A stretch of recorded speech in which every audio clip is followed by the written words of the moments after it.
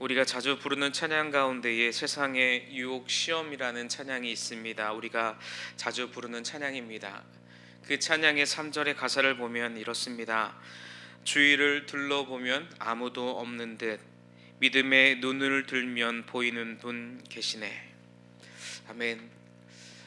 우리가 아무리 주위를 둘러본다 한지라도 믿음의 눈이 띄어지지 않으면 우리는 하나님께서 일하심을 볼 수 없습니다. 실제적으로 그냥 우리의 눈에 보이는 것만은 볼 수밖에 없습니다.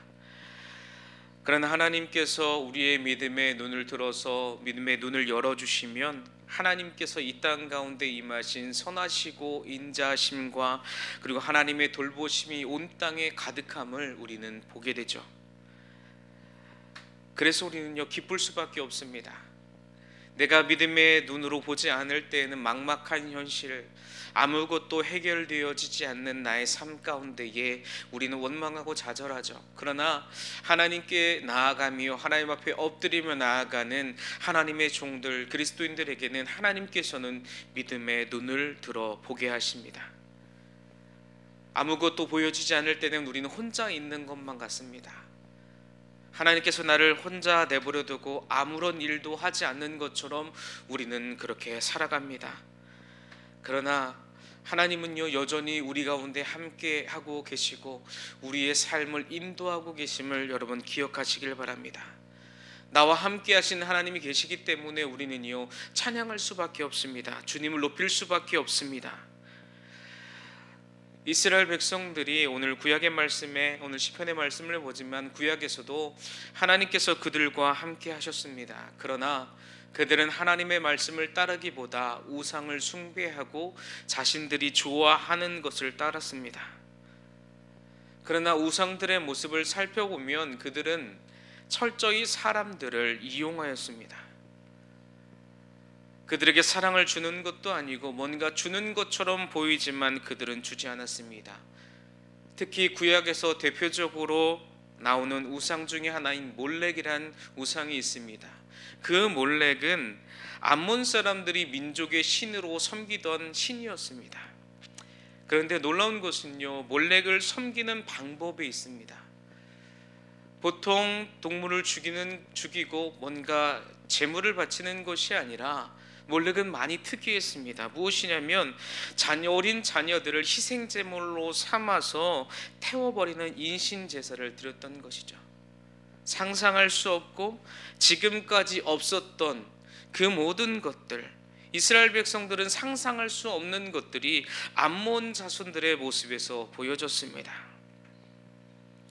이스라엘 백성들이 가나안 땅에 들어가기 전에 이미 암몬 자손들은 그렇게 자신의 자녀들을 불에 태워서 자신의 우상에게 드렸습니다. 그런 비이성적인 모습들을 이스라엘 백성들이 볼 때에 어떻게 보면 그건 비이성적이야, 우리들과 아무런 상관이 없어 라고 그들은 말할 수 있습니다.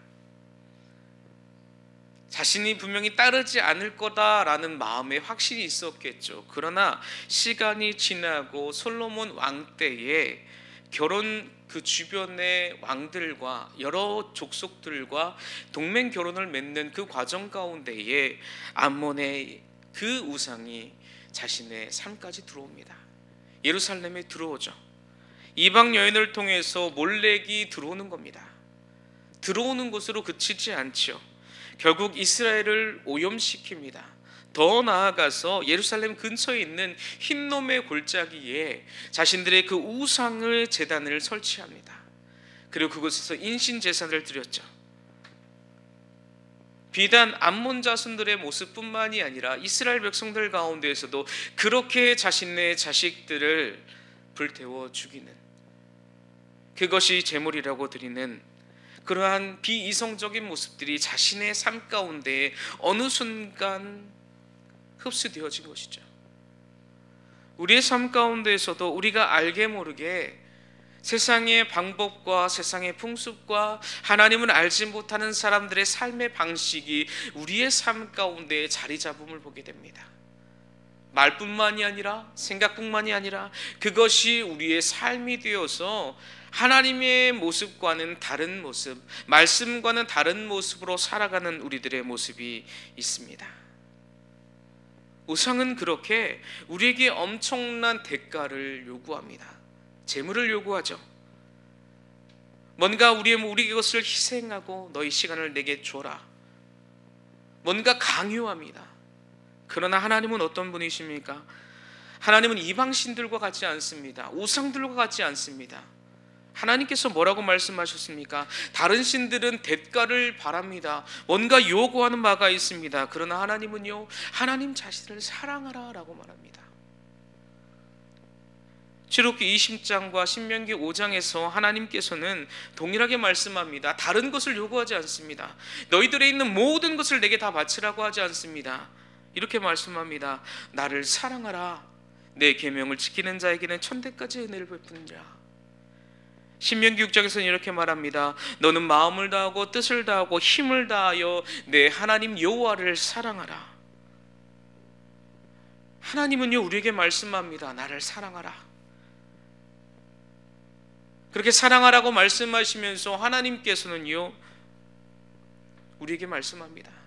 이 말씀을 너희 마음에 새겨라. 하나님께서 사랑을 말씀하시면서 왜 그 말씀을 너희의 삶 가운데, 너희 마음 가운데 왜 새기라고 말씀하실까?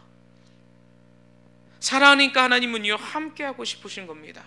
우리 안에 거하여서 우리와 더불어 마시면서 하나님께서 주시는 은혜를 누리게 하고 하나님의 그 사랑을 경험하게 하고 그의 삶 가운데 펼쳐진 감사의 삶으로 주님께서는 나아가기를 원하고 계십니다. 내가 너와 함께하고 싶다.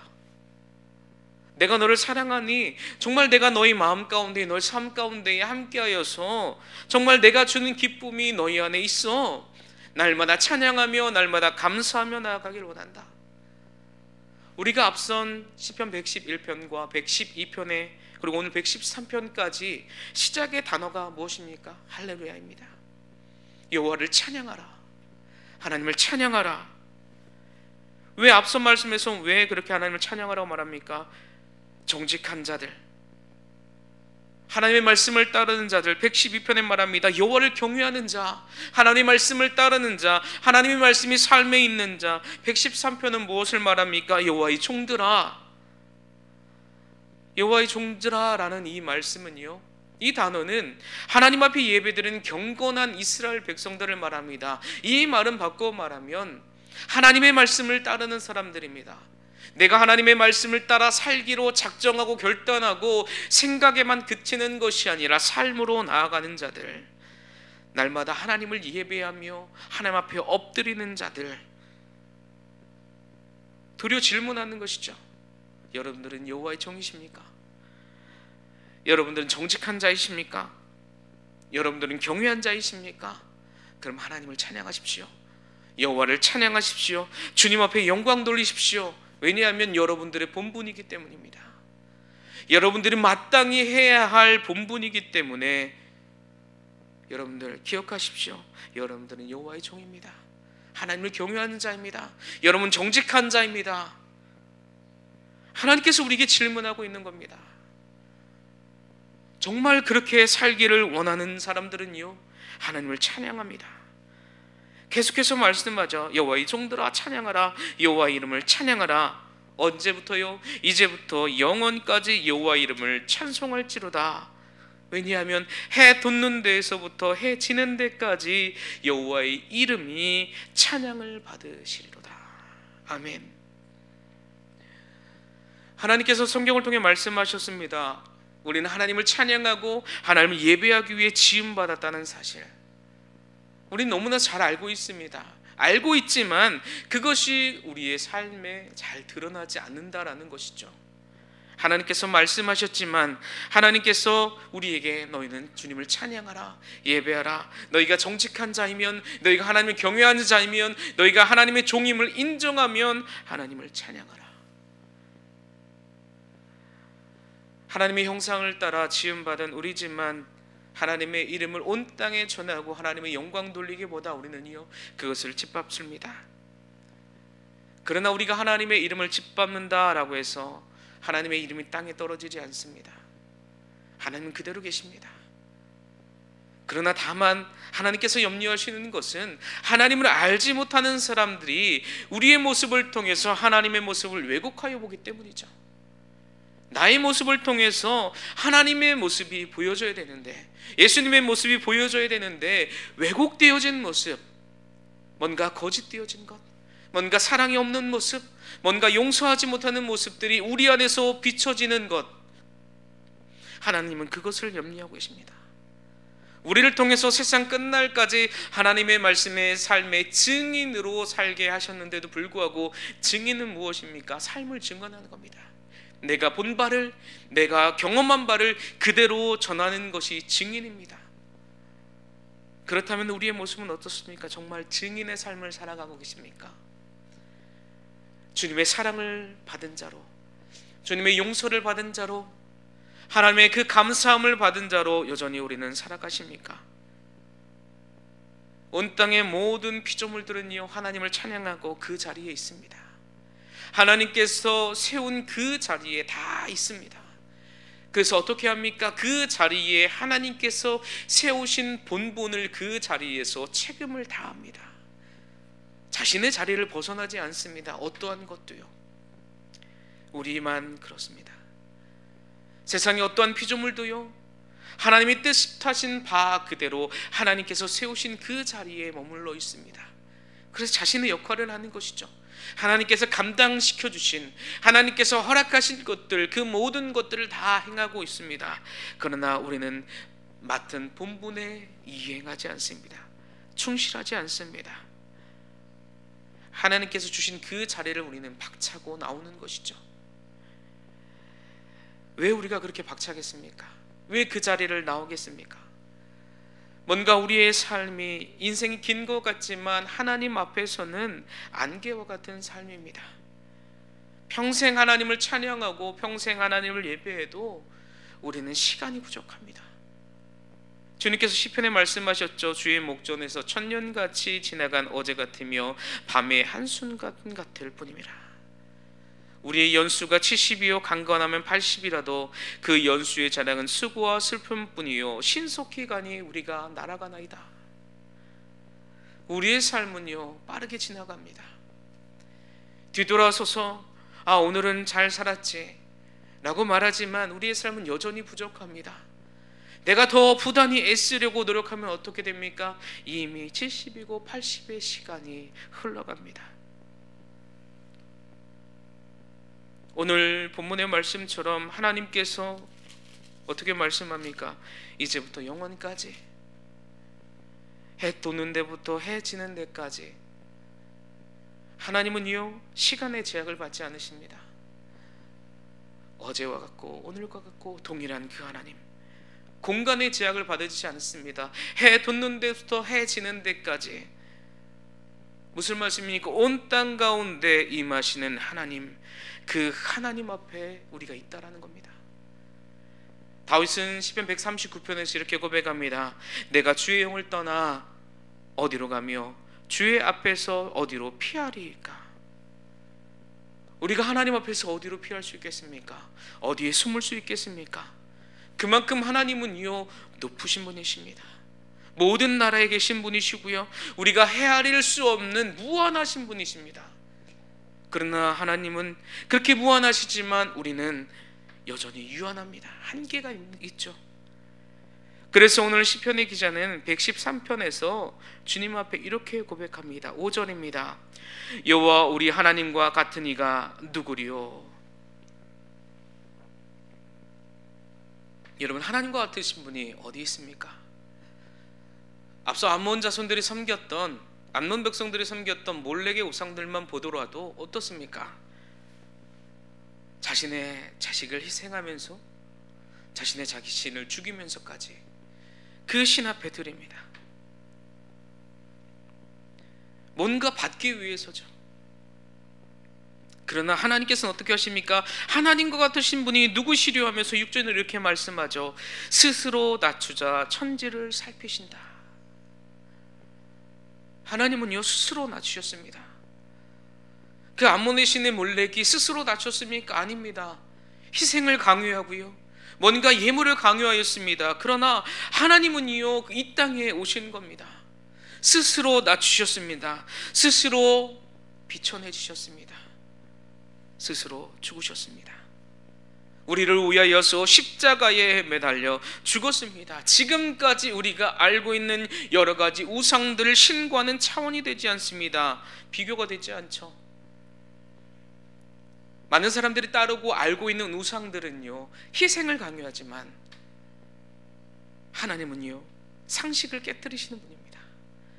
그렇게 많은 신들이 그렇게 희생을 강요하고 너의 자녀를 불에 건너게 하라 라고 말했지만 하나님께서는 스스로 오셨습니다. 이런 분이 누가 있습니까? 우리가 자녀에게 희생하는 것처럼, 그 자녀를 위해서 모든 것을 다 쏟아붓는 것처럼 하나님께서 하나님의 자녀인 우리에게, 하나님의 백성인 우리에게 모든 것을 다 쏟으셨습니다. 자신의 아들 예수 그리스도를 이 땅에 보내셔서 하늘보다 높은 곳에서 있고 이 땅의 낮고 낮은 곳으로 오셨습니다. 누가 그렇게 할 수 있겠습니까? 어느 누가 그렇게 행할 수 있겠습니까?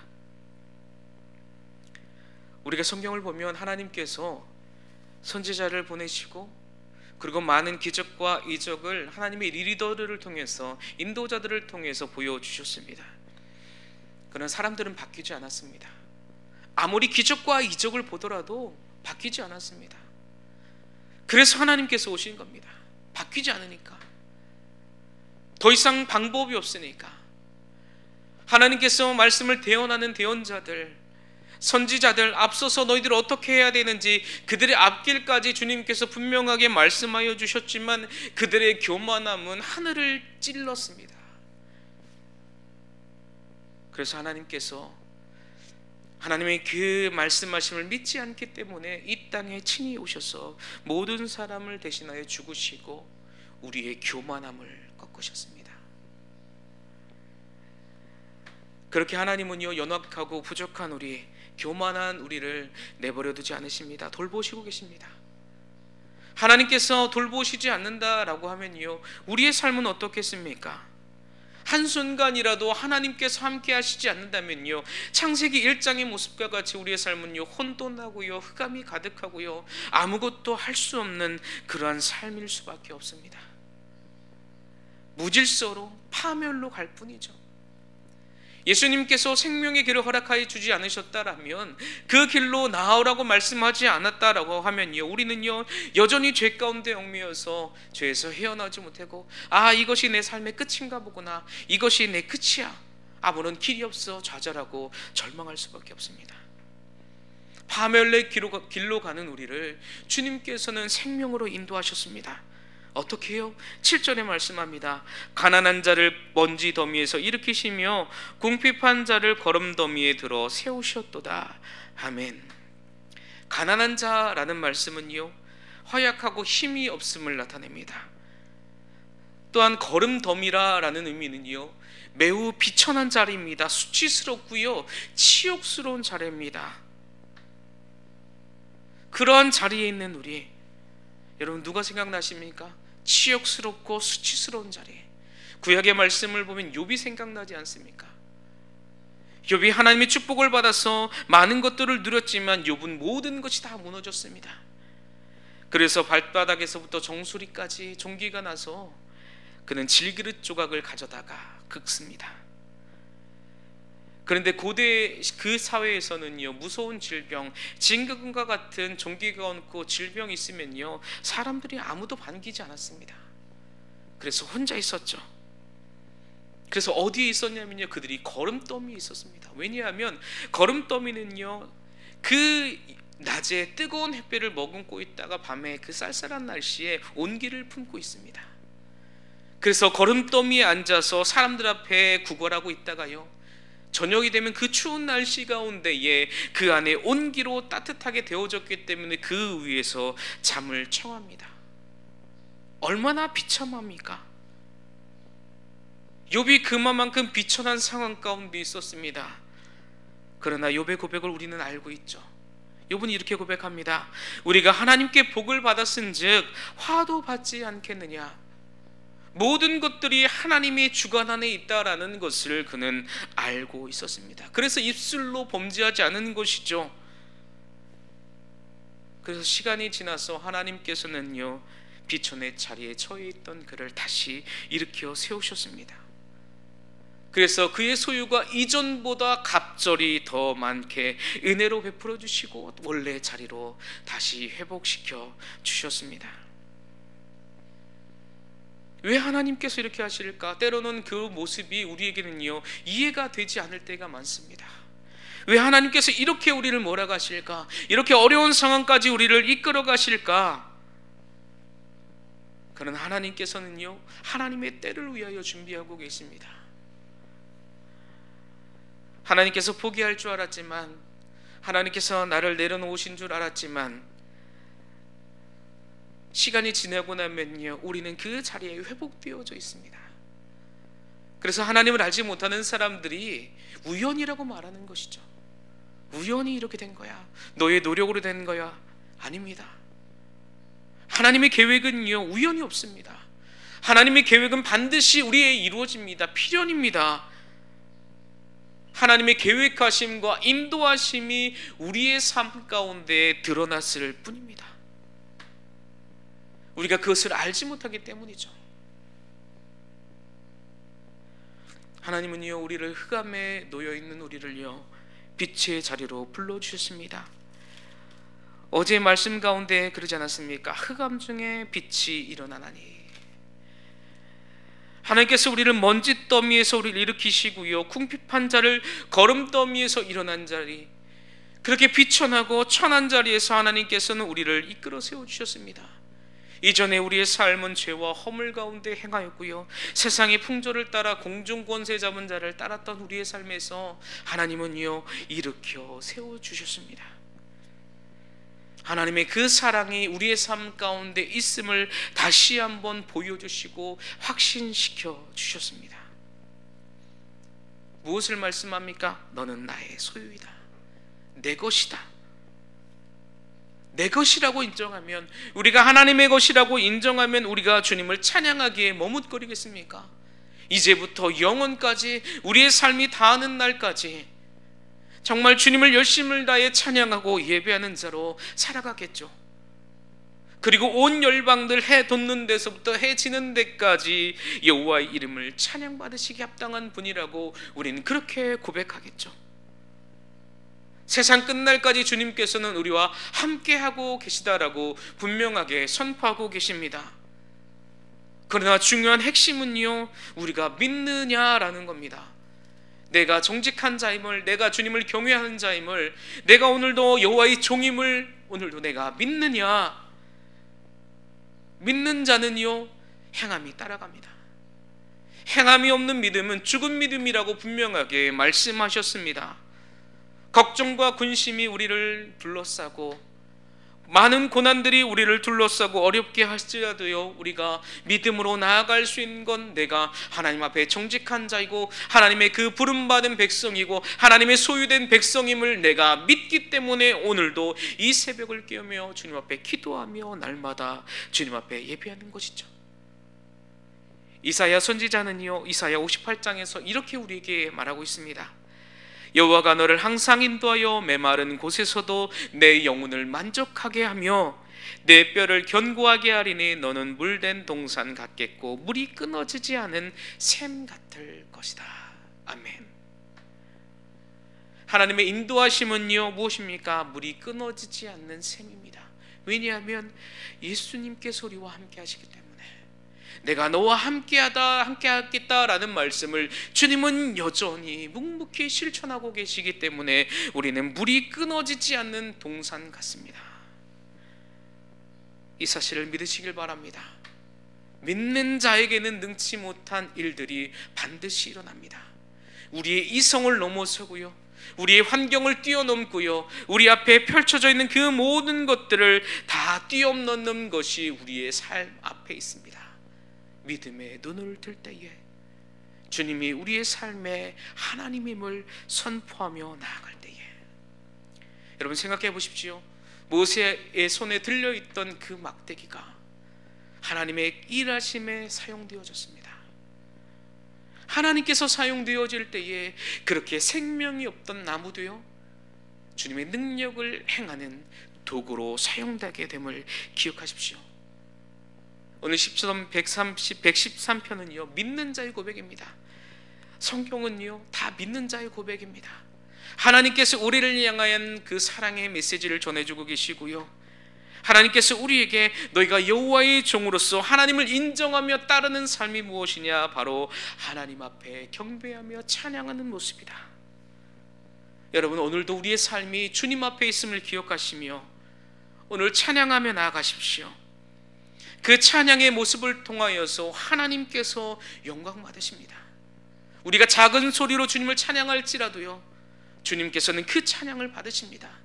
우리의 마음속으로 찬양할지라도 하나님은요 그 찬양을 받으십니다.